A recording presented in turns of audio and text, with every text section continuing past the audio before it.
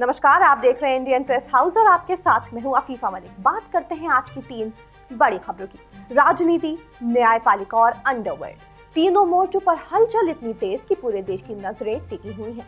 महाराष्ट्र में स्थानीय निकाय चुनाव से ठीक पहले महायुति सरकार के अंदर बढ़ता मतभेद। उप मुख्यमंत्री एकनाथ शिंदे की अचानक दिल्ली में केंद्रीय गृह मंत्री अमित शाह से मुलाकात और भाजपा शिवसेना के बीच तकरार ने राजनीतिक तापमान हाई कर दिया है। क्या निकाय चुनाव से पहले गठबंधन में दरार गहराने लगी है? बड़ा सवाल यही है। वहीं दूसरी ओर देश की संवैधानिक व्यवस्था पर सीधा असर डालने वाला सुप्रीम कोर्ट का ऐतिहासिक फैसला। अब राज्यपाल विधानसभा में पास हुए बिलों को अनिश्चितकाल तक पेंडिंग नहीं रख सकते। केंद्र और राज्य संबंधों पर इसका असर क्या होगा, पूरे देश में इसे लेकर चर्चा है। और तीसरी, अंडरवर्ल्ड कनेक्शन की चौंकाने वाली कहानी। मशहूर इन्फ्लुएंसर और हान अवत्रमानी 252 करोड़ के एमडी ड्रग्स केस में पूछताछ के लिए घेरे में आ चुके हैं। आरोपी सलीम शेख के दावों ने बॉलीवुड से लेकर अंडरवर्ल्ड तक कई बड़े नामों पर सवाल खड़े कर दिए हैं। 3 सेक्टर्स, राजनीति, न्यायपालिका और क्राइम, तीनों में एक साथ इतनी बड़ी हलचल। तो चलिए शुरू करते हैं आज का बुलेटिन इन 3 सबसे बड़ी और असरदार खबरों के साथ। शुरुआत करते हैं महाराष्ट्र से। स्थानीय निकाय चुनाव नजदीक आने के साथ ही महाराष्ट्र की राजनीति गर्मा गई है। आपसी मतभेद की बातों ने सियासी गलियारों में नया मुद्दा छेड़ दिया है। एक तरफ निकाय चुनाव की तैयारी, लेकिन खबरें कुछ ऐसी कि महायुति सरकार के अंदर तनाव बढ़ता जा रहा है। इसी बीच विपक्ष का वार कि भाजपा को अब उप मुख्यमंत्री एकनाथ शिंदे की जरूरत नहीं है। इन्हीं गर्मा गर्मी के बीच शिंदे का दिल्ली में केंद्रीय गृह मंत्री अमित शाह से मुलाकात करना, ये सब बातें इस ओर इशारा करती हैं कि कहीं ना कहीं महाराष्ट्र की राजनीति में सब कुछ ठीक नहीं है।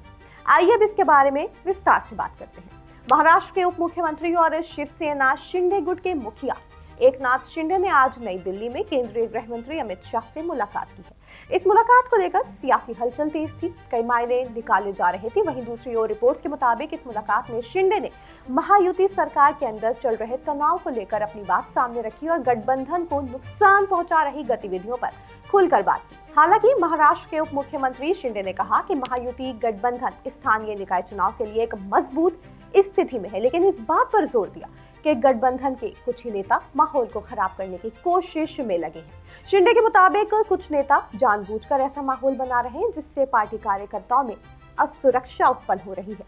कयास लगाए जा रहे हैं कि शिंदे को ये डर सता रहा है कि कहीं विपक्ष इन बातों का फायदा न उठा ले और इस तरह महायुति की जीत मुसीबत में आ जाए। शिंदे का कहना है कि अगर ऐसी स्थिति बनी तो इसका सीधा फायदा विपक्ष को मिलेगा। साथ ही उनका कहना है ये वक्त साथ मिलकर चुनाव की तैयारी करने का है, न कि आपसी खींचतान के चलते माहौल बिगाड़ने का। बात यहाँ तक बढ़ गई है कि शिवसेना के कई मंत्री राज्य मंत्रिमंडल की बैठक में शामिल भी नहीं हुए। इसी बीच सवाल उठ रहे हैं कि महायुति में मतभेद की वजह क्या है? निकाय चुनाव के वक्त ऐसी बातें सामने क्यों आ रही हैं? कहा जा रहा है कि भाजपा ने प्रदेश के कई हिस्सों में शिंदे गुट की शिवसेना के नेताओं और कार्यकर्ताओं को पार्टी में शामिल कर लिया, जो विवाद की जड़ बना। इन बातों और आरोपों के बीच शिवसेना के कई मंत्रियों ने मुख्यमंत्री देवेंद्र फडणवीस से मुलाकात भी की। सीएम देवेंद्र फडणवीस की और एकनाथ शिंदे की अगुवाई में शिवसेना के मंत्रियों के बीच बैठक हुई और महायुति के सहयोगी दलों के एक दूसरे के नेताओं को पार्टी में शामिल करने से बचने की बात पर चर्चा हुई।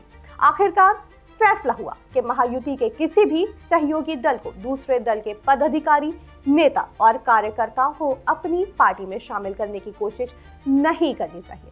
वहीं दूसरी तरफ सीएम फडणवीस और उप मुख्यमंत्री अजीत पवार ने भी मुलाकात की और एकनाथ शिंदे की नाराजगी कैसे दूर की जाए, इस पर चर्चा हुई। आपको बता दें कि महाराष्ट्र में स्थानीय निकाय चुनाव का ऐलान कर दिया गया है। 3 चरण में ये चुनाव होंगे और 31 जनवरी 2026 से पहले सभी स्थानीय निकाय चुनाव कराने के आदेश दिए जा चुके हैं। लेकिन चुनाव की तैयारियों के बीच महायुति की नाराजगी और उप मुख्यमंत्री शिंदे की गृह मंत्री अमित शाह से मुलाकात कई तरह के सवाल खड़े कर रही है। अचानक दिल्ली जाना इस विवाद को और गहराता है कि आखिर चल क्या रहा है। और सबसे बड़ा सवाल, क्या एकनाथ शिंदे को 2022 में महाराष्ट्र में हुए सियासी उलटफेर की दास्तान याद आ रही है? वो राजनीतिक संकट जब एकनाथ शिंदे ने बगावत कर दी थी और उद्धव ठाकरे को सीएम पद से हटना पड़ गया था। क्या सत्ता से दूर होने का डर अब एकनाथ शिंदे के दिल में बैठ गया है? अब बढ़ते हैं दूसरी खबर की ओर। सुप्रीम कोर्ट ने गुरुवार को एक बेहद अहम फैसला दिया है जो आने वाले समय में केंद्र और राज्य के रिश्तों पर काफी असर डाल सकता है।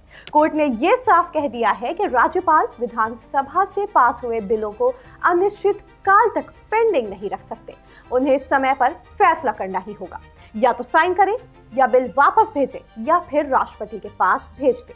सुप्रीम कोर्ट ने कहा है कि अदालत विधानसभा की तरफ से पास किए गए बिलों को मंजूरी देने के लिए राष्ट्रपति और राज्यपालों के लिए समय सीमा तय नहीं कर सकती। सुप्रीम कोर्ट की 5 जजों की संविधान पीठ ने आज राष्ट्रपति द्रौपदी मुर्मू की ओर से भेजे गए 14 संवैधानिक सवालों पर अपनी राय दी, जो राज्यपाल और राष्ट्रपति की ओर से विधेयकों पर कार्रवाई की समय सीमा और उनकी शक्तियों से जुड़े हैं। ये पूरा विवाद क्या था, समझिए। कई राज्यों में, खासकर जहां विपक्षी पार्टियों की सरकारें चल रही थी, जैसे कि केरल, तमिलनाडु, पंजाब, बंगाल, वहां राज्यपाल महीनों तक बिलों पर फैसला नहीं लेते थे। इससे सरकारें फंस जाती थीं और कई महत्वपूर्ण कानून लागू ही नहीं हो पाते थे।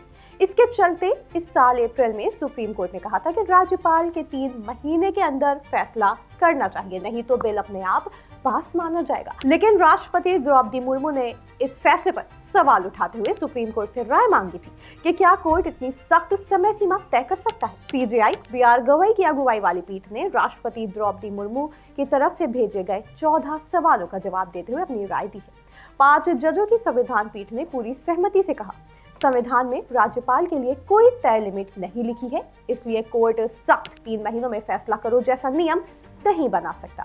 लेकिन इसका मतलब ये भी नहीं कि राज्यपाल बिल को सालों साल रोक कर रखे। ऐसा करना लोकतंत्र के खिलाफ है। अगर राज्यपाल बिना वजह देरी कर रहे हैं तो राज्य सरकार कोर्ट में जाकर कह सकती है कि राज्यपाल को जल्द फैसला करने का निर्देश दिया जाए। पहला वाला डीम्ड असेंट, यानी बिल अपने आप पास माना जाएगा, इस सिद्धांत को कोर्ट ने पूरी तरह खारिज कर दिया। कोर्ट ने कहा कि इसका अर्थ हुआ कि राज्यपाल की गैर मौजूदगी में उनकी भूमिका कोई और निभा रहा है। आसान भाषा में समझें तो अब राज्यपाल पर सख्त 90 दिन का नियम नहीं है, लेकिन वो चाहे तो मनमर्जी से बिल रोक कर भी नहीं रख सकते। अगर बिना वजह देरी हुई तो कोर्ट दखल देगा। अब जरा इस बात को भी समझिए कि सुप्रीम कोर्ट के इस फैसले को क्यों बेहद बड़ा और महत्वपूर्ण फैसला माना जा रहा है। पिछले कुछ सालों से कई राज्यों में राज्यपाल और राज्य सरकार के बीच टकराव की खबरें लगातार आती जा रही हैं। कई महत्वपूर्ण फैसले सिर्फ इसलिए अटके रहे क्योंकि राज्यपाल महीनों तक फाइल आगे ही नहीं बढ़ाते थे। अब सुप्रीम कोर्ट का यह फैसला साफ संदेश देता है कि राज्यपाल लोकतांत्रिक प्रक्रिया को रोकने वाले नहीं, उसे अच्छी तरह और बिना किसी कठिनाई के चलाने में मदद करने वाले हैं। माना जा रहा है कि यह फैसला न सिर्फ राज्यों के लिए राहत है, बल्कि केंद्र राज्य संबंधों को भी संतुलन देने में मदद करेगा। राजनीति और कानून से जुड़ी खबरों के बाद अब रुख करते हैं अंडरवर्ल्ड और एंटरटेनमेंट से जुड़ी एक बड़ी खबर की। मशहूर इन्फ्लुएंसर और बॉलीवुड इंडस्ट्री की हर पार्टीज में नजर आने वाले और एंटी नार्कोटिक सेल की रडार पर आ चुके हैं। औरहान अवत्रमानी उर्फ औरी को लेकर ड्रग्स मामले में गिरफ्तार आरोपी सलीम शेख ने कुछ खुलासे किए हैं, जिसके बाद सवाल उठ रहे हैं कि क्या अंडरवर्ल्ड से औरहान अवत्रमानी का कुछ गहरा नाता है। दरअसल 252 करोड़ के एमडी ड्रग्स मामले में गिरफ्तार आरोपी सलीम शेख के बयान के आधार पर औरहान को मुंबई पुलिस ने तलब किया है। जानकारी के मुताबिक सलीम शेख ने अपने बयान में बताया कि औरहान अवत्रमानी और अंडरवर्ल्ड दाऊद इब्राहिम का भांजा अली शाह पारकर अच्छे दोस्त हैं। माना जा रहा है कि इसी केस के नाम सामने आने से सोशल मीडिया इन्फ्लुएंसर की मुश्किलें काफी बढ़ सकती हैं। जानकारी के मुताबिक आरोपी सलीम शेख से एक के बाद एक कई सनसनीखेज खुलासे किए हैं। सलीम शेख ने दावा किया कि औरहान ड्रग्स लेता भी है और ड्रग्स की पार्टियों में भी जाता है। इन सभी आरोपों की जांच के लिए मुंबई पुलिस की एंटी नार्कोटिक्स यूनिट ने उनको पूछताछ के लिए बुलाया।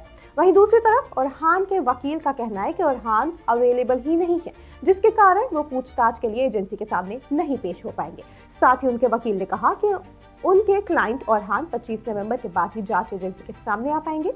खबरों के मुताबिक पुलिस समय देने पर सोच विचार कर रही है। इस केस से जुड़ी कुछ बातें जो सामने आई हैं, उनके मुताबिक इस ड्रग्स नेटवर्क से जुड़े लोग एक दूसरे से सिग्नल, इंस्टाग्राम और फेस टाइम का इस्तेमाल करके बात करते थे।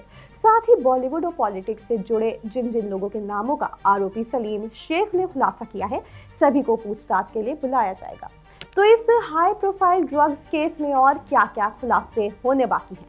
जांच कौन कौन से एंगल पर होगी, कौन कौन से बड़े नाम इस केस का हिस्सा हैं, किस किस के नाम इस केस से जुड़ते हैं और जांच कहां तक जाएगी, ये तो फिलहाल आने वाले दिनों में पता चलेगा। तो अभी के लिए इतना ही। आप जुड़े रहें इंडियन प्रेस हाउस के साथ।